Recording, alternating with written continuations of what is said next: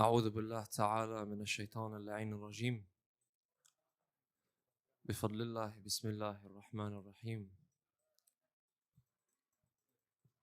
وأفضل الصلاة وأتم التسليم على من بعث رحمة للعالمين سيدنا وحبيبنا وخاتم النبيين أبي القاسم محمد وعلى آل بيته الطيبين الطاهرين المعصومين، لا سيما بقية الله في أرضه، روحي وأرواح العالمين لتراب مقدمه الفدا.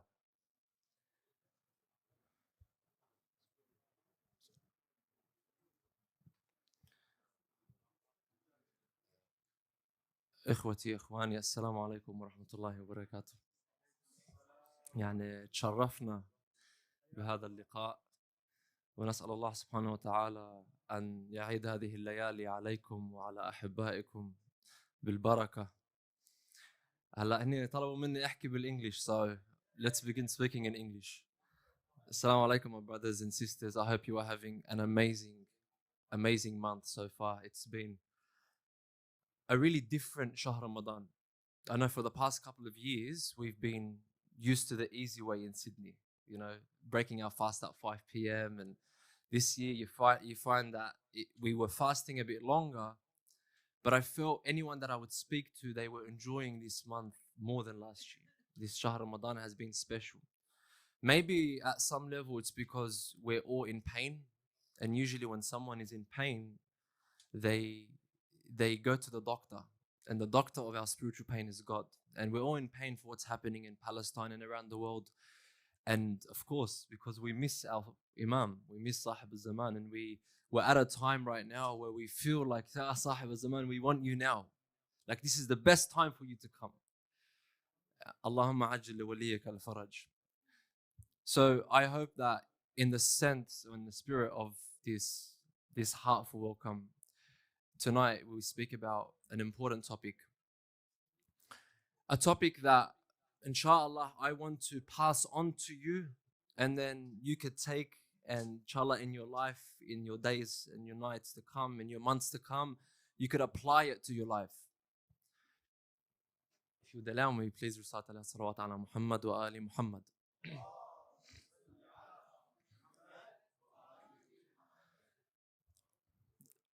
There's a story I want to share with you, but I'm not going to share it with you now.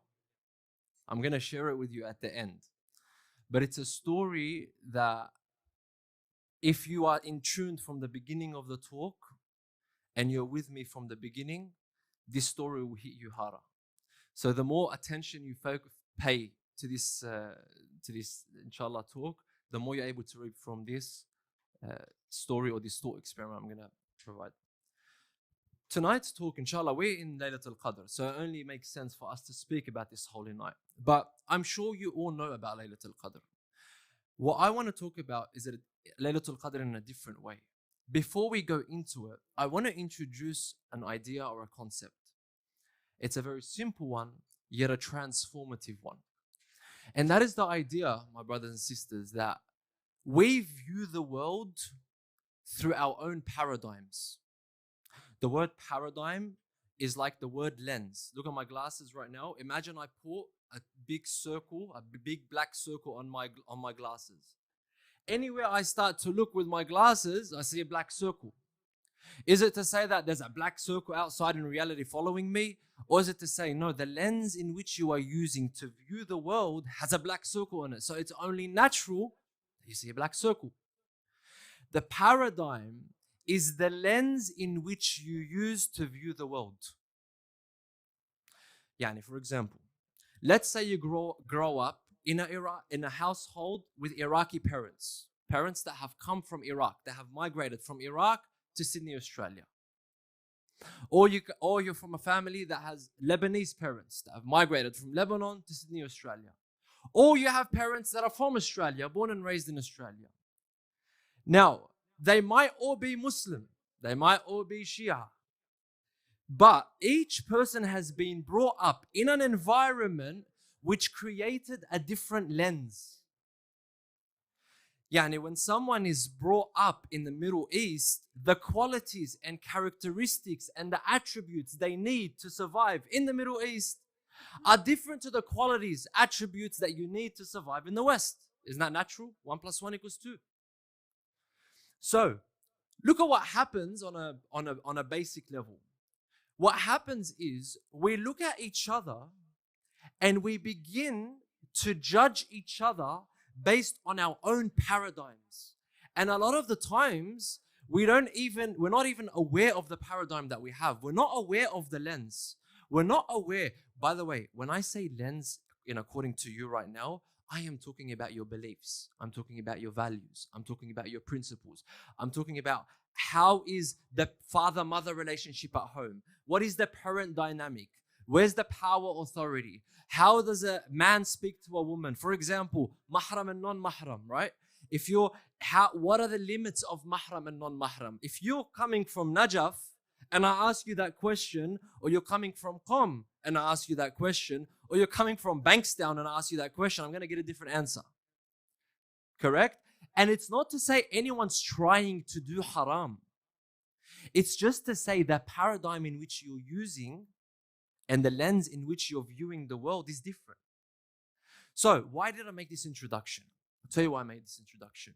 Because I want to make it clear that sometimes we can be talking about one thing and use different lenses and paradigms to look at it. Masalan, another example. Let's look at prayer. Salat right now, I can talk to you about salat from hadith for an hour and tell you as-salat hiya amud ad-din, as-salat tanha 'an al-fahsha'i wal-munkar, as-salat this and as-salat that, and it's beautiful and you know it. That is from a spiritual, from a fiqhi, from a hadith paradigm. Then I can come and talk to you about the neurological effects that salat has. How salat induces mindfulness and to be present, and how that presence and being aware of your time impacts your day. Then I can speak about salat from a psychological paradigm and say, how does salat impact you psychologically? When Allah subhanahu wa ta'ala brings upon us a ruling, whether it's haram, wajib, mustahab, makruh, or mubah, Allah subhanahu wa ta'ala is viewing through all the paradigms. We don't know what these paradigms are. We try and unravel these paradigms. We try, for example, in certain cases, Allah has made it clear, حُرِّمَ عَلَيْكُمُ الْخَمْرِ, because it's an intoxicant. He's made it clear the paradigm. Sometimes he leaves it oblivious. Laylatul qadr is a night in which you can view through multiple paradigms. And tonight I want to talk about 3 paradigms. Sallu ala Muhammad wa ali Muhammad.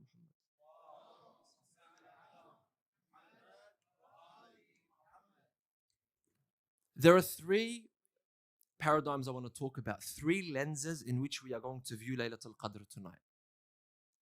Inshallah, of course, we have mu'mineen here. This is. I'm not going to bring any new knowledge. I'm going to just reorganize information that you already have in the first part of the talk.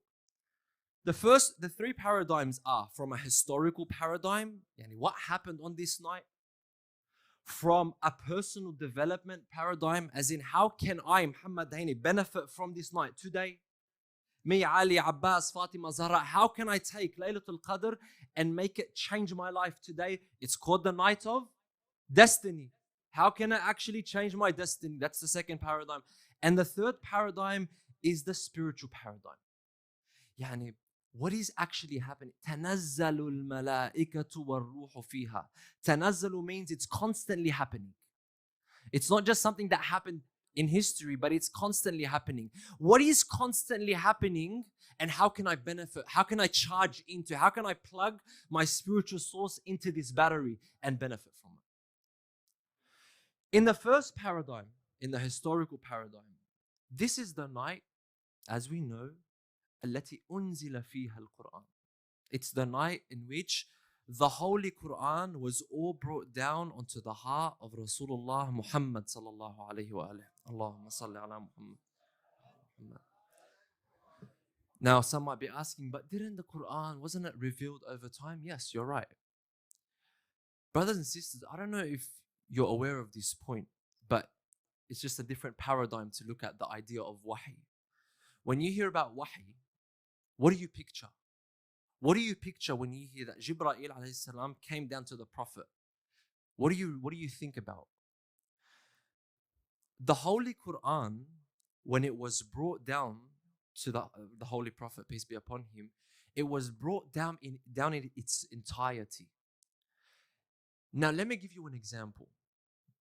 I want you to imagine this light bulb, any light bulb right now. Imagine I got a massive, huge generator, power generator, and I hooked this one little light bulb to this generator. What would happen? Tell me, what would happen to this light bulb? What would happen to this light bulb? It would explode. Ahsant. It would explode. Because no matter how, it needs electricity. Because the generator is so big, the light bulb is not going to handle the amount of electricity and energy that's coming to it. Okay? When we are speaking about Quran, we are speaking about the connection between something as insignificant as a human being to the Almighty Allah subhanahu wa ta'ala. You are talking about a light bulb and a generator.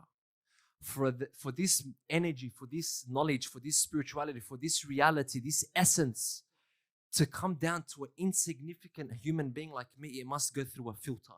It must go through mechanisms which filter this energy. And that was the heart of Rasulullah Muhammad sallallahu alaihi wasallam. Allahumma salli ala Muhammad wa ali Muhammad. Don't get it wrong. There's a reason why the Quran was not revealed before the Prophet. Because no one could handle the Quran but the Prophet.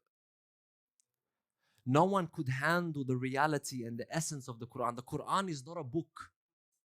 The Quran was translated to us human beings in the form of a book. Yasin wal Quran al Hakim. Hikmah. What is hikmah? Hikmah is an attribute that you don't give to an object. Hikmah is an attribute you give to a thinking thing. Someone that thinks, something that has intellect. When you say someone is wise, you can't call a book wise. Yet God named and attributed hikmah to the Quran. Because the Quran in its essence, its reality, it's not just a book. But Rasulullah, the essence came to the Holy Prophet. Yet over 23 years it was passed down to us. But let me go back to that question. What do you think about when you hear about wahi? It wasn't the Holy Prophet sitting down and just meditating. Wahi was one of the hardest experiences that the human being can experience. Sure. Imagine trying to connect to a huge generator like Allah subhanahu wa ta'ala.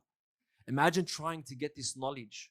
Right now, brothers, whoever's in university or in high school, sit down in a 2 or 3 hour exam, HSC exam. Sit down, try and study for your exam in university. Sit down in a 3-4 hour lecture. You feel like you're getting so much information, you're going to explode, right? Imagine you're getting knowledge from the creator of knowledge. That is what Rasulullah had to endure in this reality. Another thing that happened in the historical paradigm of Laylatul Qadr is the darb and the shahada of Ali ibn Abi Talib alayhi salam, Amir al-Mu'mineen. This heart that was broken because Imam Ali alayhi salam, he observed. Imagine right now you're watching your father. Imagine you witness your father from when you're young working on a huge project. From when you're 8 years old, 7 years old, you're seeing your father giving every day and every night and all his energy to build an organization, to build a project. And then 20 or 30 years later, you come and you see a few people hijack this project and turn it into something completely opposite to what your father had planned. And you can't do anything about it. Because if you do anything, you're going to cause more harm than good.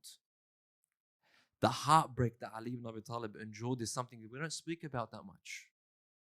But he witnessed the evolution and the revolution of Islam. He witnessed it all. He saw how much that the Holy Prophet prioritized this beautiful religion, how much time and attention and energy he gave to this beautiful religion.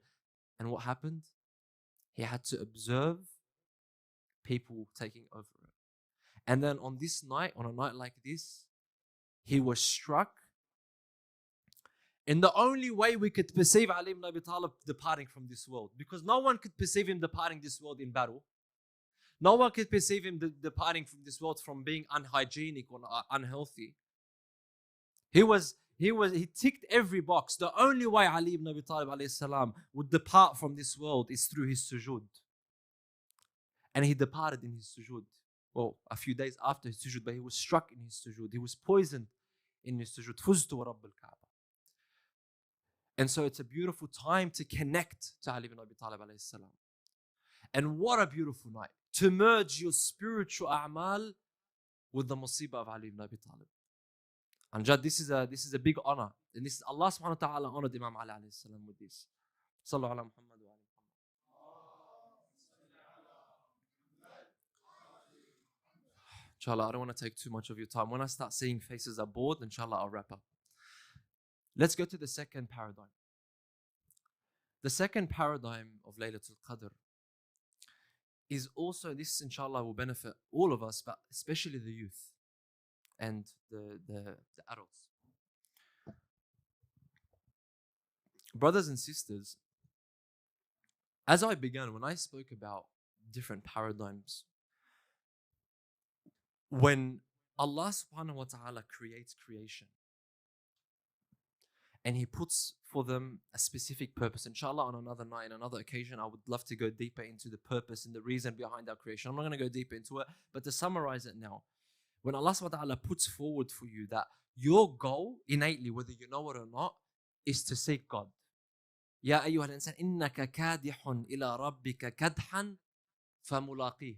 Whether you know it or not, you're striving towards God. Why? Because like a magnet, you are attracted to perfection, to kamal. And the human being in his nature is constantly trying to perfect himself, whether he knows it or not. So the question is, how do I properly perfect myself? And Allah subhanahu wa ta'ala makes that clear. He puts forward in front of us ahkam, haram, wajib, mustahab, makruh, mubah, because there are things that I can't understand by myself. I'm too limited to understand all the paradigms behind it. Right now, you might say, yeah, bro, I understand we should pray. But did you know, would you have been able to know that you have to pray 5 times a day, 4 rak'at in dhuhr, 4 rak'at in asr, 2 rak'at? No, you wouldn't know how. You wouldn't know what your soul needs. You didn't create your soul. God created your soul. It's a hadiyah, it's a gift. وَنَفَخْتُ فِيهِ مِنْ رُوحِي. It's a gift from God. You don't know the second. يَسْأَلُونَكَ عَنِ الرُّوحِ قُلِ الرُّوحِ مِنْ أَمْرِ رَبِّي. They ask you about the soul. You don't know the secrets of the soul. I know the secrets of the soul. So when He puts ahkam in front of us, each one of these ahkam is there for my development. So when Laylatul Qadr comes, my brothers and sisters, it's not just about finishing a'mal. It's not just about ticking off a checklist of things that I have to do on this night. It's how can these a'mal penetrate my heart and influence my behavior and influence my thoughts and influence my emotions and influence how I am with the world, with how I am with people around me, my relationships with my family, my relationships at work. How can Islam positively change my life? You know how many people are coming to Islam now? People are coming to Islam now because of the beauty of what it provides. Yet we're born into Islam and we take it for granted. So Laylatul Qadr is a beautiful time. And now I'm going to just mention 4 key ways because I have to wrap it up now. 4 key ways on how you can rewrite and use this night to change your life. The first way is by acknowledging and naming your bad habits. You know, when you sit down and you want to do istighfar, you say, Astaghfirullah Rabbi wa atub la Allah, samahni, ya Rabbi, forgive me, ya Allah, forgive me. But you don't say what for. Be very specific. Ya Allah, I committed sin in this way at this time. I was intentional. I knew what I was doing, but Ya Allah, forgive me. Be honest. Acknowledge and name your destructive habits and your sins. Take responsibility for them. Take accountability for them. That's number 2. Take absolute account. Don't blame anyone for your sins. Don't blame anyone for your mistakes. Don't say, Wallah, I did this because of him and I did this because of that. Wallah, my parents made me do this. When you go to God, go sincerely, responsibility and accountability, naming. Third, make a pledge to Allah subhanahu wa ta'ala intensely. Ya Allah, I've named what I've done. I know that I was wrong. And I promise you, Ya Rabbi, بحق هذه الليلة, by this night of destiny, from now on, I am going to choose a different way of behaving. I'm going to behave differently. I'm going to do something differently. And then four, you pray to Allah subhanahu wa ta'ala that please allow me the strength. هب لي الجد في خشيتك والدوام في الاتصال بخدمتك. So always trying to ask Allah to allow you to have this connection to Him. And the best example of this is Hur ibn Yazid al-Riyahi. He didn't just say, forgive me. He says, Inni ukhayyiru nafsi bayna al-jannati wal-nar. I know what I've done wrong. He goes to Abu Abdullah. He's crying. He's broken. He falls at the feet of Imam Hussein. He says, Ya Abu Abdullah, I'm the one that's done so-and-so. I'm the one that's blocked the water. I'm the one that stopped you in Kufa. I'm the one. I am, Ya Allah, Ya Abu Abdullah, forgive me. He says, I forgive you. Did he stop there? He says, then let me be the first shaheed in your army. He follows through with action. He named it. He done it, then he followed through. Inshallah, we all are given this ability to recreate our destiny. And inshallah, take us to the third paradigm, and I'll conclude with this, and this is very important. Is we said that there was a relationship between the heavens and the earth that was established on Laylat al-Qadr. وَتَنَزَّلُ الْمَلَائِكَةُ وَالْرُوحُ فِيهَا. Correct? We said that the angels on a night like this are constantly going up and down, descending from Allah subhanahu wa ta'ala to the earth. The question is, where are they descending to? صاحب العصر والزمان. أجل الله تعالى فرجه الشريف. اللهم صل على محمد وعلى محمد. The connection was established with Imam al-Mahdi on this night. Tonight is our night, my brothers and sisters, to establish this connection. And I'm going to end with the story. Inshallah wa as'alukum ad-du'a, because I promised you the story. There was once, on a night of Qadr, a group of ulama, they went to their teacher who was a arif. They said, Ya Mawlana, Ustadhana, we want to ihyi hadhihi al-layla with you. We want to commemorate this night of Qadr with you. He said no. They came to him again. He said no. They came to him a third time. He said yes, but on a condition. The condition is that you go to wherever I say. Wherever I choose, we go. They said yes. So they went down the street. They went past the first mosque. And then there was a sheikh giving a lecture, and they were laughing. They were crying. People were in tune. They said, we're going here. He said no, the arif. They continued. The second mosque, there were people doing dua and supplicating. They said, here, surely here. He said no. They went to the third mosque, and then there was a sheikh giving a lecture, and they were saying a story, and there was people laughing. He said, this is where we're going to go.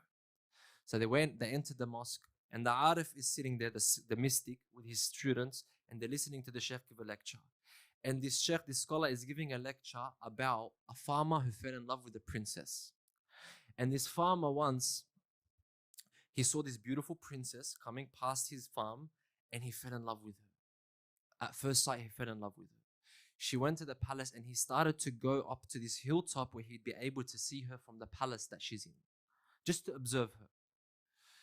Eventually, word came out, and they went to this princess, and they told her there's this guy, 1, 2, 3.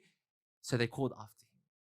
And he went, and a farmer, he's dressed in his normal farm clothes, he's dirty, She told them, bring him up to my room. So they brought this farmer up to her room. And she went into the room, and there was a glass mirror in front of the room. She was not there. He walked into this room, and he's just looking around. She walks in, she's dressed herself up, she's put on some nice perfume, she looks good. And he's really confused. And she tells him, come stand next to me. And there's a mirror in front of them. And she's standing in front of the mirror, and he's standing. She told him, look at me through the mirror. Brothers and sisters, I'm about to finish this story. Connect to this. Remember the paradigms. She told him, look at me through the mirror. She said, how can someone like you be or expect to be with someone like me? Now, at this time, the Arif is still in the crowd and he starts to cry uncontrollably. He starts to cry so much that he falls unconscious. They take him back to his mihrab. The next day, his students come to him. They say, Maulana, why were you crying so much? What happened that you lost your consciousness in that lecture? He said, when I heard this story and I was picturing that princess, he said, I was picturing Sahib al-Zaman standing in front of that mirror. And I was picturing myself as the farmer. And Imam al-Zaman looking at me through the mirror saying, how can someone like you expect to be a companion of someone like me? I want you to leave you with this, my brothers and sisters. If you look at the world and view the world through Bismillah ar-Rahman ar-Rahim, walhamdulillah Rabbil Alameen, and view the world that you want to be, the best person that Imam al-Mahdi can call upon, your life instantly changes. The way you behave changes. The way you react changes. If someone swears at you and you get angry, you know Sahib al-Zaman does not want someone that swears back. He wants someone that has control and patience. And inshallah, in a night like this, I'm sorry for taking too much time. Please forgive me. On a night like this, we're able to reconnect to Sahib al-Zaman and tell him, Ya Aba Salih, inshallah, we are here and we are ready to become exactly what you need. Walhamdulillahi Rabbil Alameen. وأقول قولي هذا وأستغفر الله لي ولكم والحمد لله صلوا على محمد وآل محمد